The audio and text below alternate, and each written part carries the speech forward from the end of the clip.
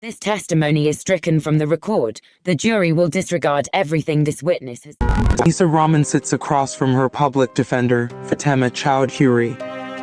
Your husband owned the company that paid the dock worker to lie. The words hang in the air. Anisa stares, her breath caught in her throat. This is not hot panic. This is ice water flooding her veins. Tariq. It is not a question, it is the answer to everything. He's been one step ahead of us this whole time. Anisa, he didn't just let you get framed, he built the frame. All the small things, the way he wouldn't meet my eyes, he told me to trust the system. He wasn't grieving his partner and supporting his wife, he was watching his plan unfold. Those phone calls, they were so strained, I thought it was stress. The dock worker, he's back on the stand tomorrow. The prosecution is finishing their direct examination. Then it's my turn. Anisa looks up from the wall. The grief inside her is hardening into something sharp. What do? We don't just ask him if he's lying. We show the jury exactly who paid for the lie. Fatima taps a legal document on the table. We use this. We get his testimony thrown out. We expose Tariq. Will it work? It will shatter the prosecution's timeline. Without the dock worker, their case is just your cattle prod found at the scene. It becomes your word against theirs. It gives us a fighting chance. Fatima leans forward, her eyes locked on Anisa's. But you have to be ready. When I put this in front of the court, Tariq will see it. He'll know you're fighting back. Things will get uglier. My son Samir. Anisa pictures her son's quiet, worried face, then her husband's face, smiling over breakfast a lifetime ago. The man she loved is a ghost. Good. The word comes out like a shard of glass. Let it get ugly. The next day, in Dhaka Central Courthouse, the air is thick with anticipation. Anisa Rahman sits at the defendant's table. Don't look at him. Look at me. No, I want him to see me. Anisa finds her husband Tariq Rahman. In the front row, he gives her a small, sad smile. The perfect, supportive husband. The performance makes her skin crawl. The dock worker is already on the stand, looking smug. And you're certain it was her? Near Mr. Iqbal's office? Absolutely. Saw her clear as day. Holding that cattle prod. Thank you. No further questions. The prosecutor sits. The judge nods to Anisa's lawyer. Fatima Chowdhury, your witness. Fatima Chowdhury rises and walks slowly toward the witness box. Good morning. You testified that you were working a late shift on the night of the murder. That's right. A shift that paid you 300 taka an hour. Is that correct?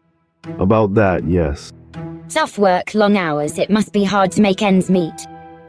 I managed. You manage well, it seems. In fact, you just put a down payment on a new motorcycle 2 weeks ago. A very nice one. The dock worker shifts in his seat. I saved up. You must have, because the week before that, you received a deposit into your bank account. A single deposit for 5 lakh taka.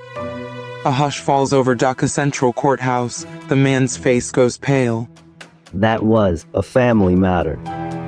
A family matter, a very generous family. Was it from the Orion Distribution Group family? I don't know what you're talking about. Orion Distribution Group is the name of the shell corporation that deposited 5 lakh taka into your account. A payment made just 2 days after you gave your statement to Inspector Bowen. Fatima holds up a document for the court to see. Objection. Relevance. It is the definition of relevant. Your Honor, it speaks directly to this witness's motive to lie. Objection overruled. Proceed, Fatima Chowdhury. The dock worker is sweating now, his eyes darting around the room. Fatima walks right up to the witness box and places the document in front of him. Is this the transaction record? He stares at it. He says nothing. The court will note the witness is not responding. She turns, addressing the jury directly. A shell corporation, a ghost company designed to move money without a trace. But ghosts always leave a trail. Every company has an owner, a director. Someone has to sign the papers. She looks back at the witness. Do you know who owns Orion Distribution Group? No. Fatima turns and looks directly at Anisa's husband, at Tariq. The sole registered director of the corporation that paid you to lie on this stand is Mr. Tariq Rahman. Gasps ripple through the gallery. The jury stares, first at the crumbling witness, then at Tariq. His mask of the concerned husband is shattered. His face is a canvas of shock and fury. His eyes meet Anissa's. He knows that she knows. This testimony is stricken from the record. The jury will disregard everything this witness has said. For the first time in weeks, Anissa can breathe. A wave of relief so powerful it almost makes her dizzy. Fatima gives her shoulder a quick, firm squeeze. Your Honor, the prosecution calls a rebuttal witness. Who? We call Nusrat Begum to the stand. The name hits Anissa like a physical blow. Nusrat, Tariq's mother. She looks at Tariq. A slow, cruel smile is spreading across his face as he watches his mother being sworn in. Tariq's mother, Nusrat Begum, sits on the witness stand, a crumpled tissue in her small, wrinkled hand. She looks frail. She will not look at Anissa. Mrs. Begum, I know this is difficult. Are you close with your daughter-in-law, Anissa? Oh yes, she's like my own daughter. Did you visit her after her arrest? Yes, of course. I had to see her. I had to know she was all right. And did you speak with her about the death of Karim Iqbal? Yes, we spoke. Nusrat takes a shaky breath. She risks a glance at Anissa, her eyes pleading. Mrs. Begum, what did your daughter-in-law tell you? Anissa can feel the jury watching them, watching this exchange between a mother and the woman who was supposed to be her daughter. She said she did it. The words come out in a cracked whisper. She said Karim went too far, and she had to stop him. The air leaves Anissa's lungs. The victory, the hope she dared to feel, turns to ash in her mouth.